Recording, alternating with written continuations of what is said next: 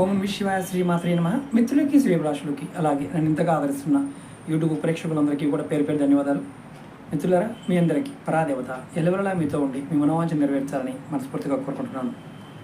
ఈ షార్ట్ వీడియోలో డబ్బుకు సంబంధించిన రాబడి పెరగాలన్నా, ఆరోగ్యం బాగుండాలన్నా ఒక అత్యంత పురాతనమైన ఉపాయం చెప్తాను. చాలామంది మనం చెప్పాను, వాళ్ళకి కొన్ని అనుమానాలు చెప్పారు. మొట్టమొదటిగా ఏంటంటే, ఇది మీకు 100% ఫలితాన్ని ఇస్తుంది, గ్యారంటీగా.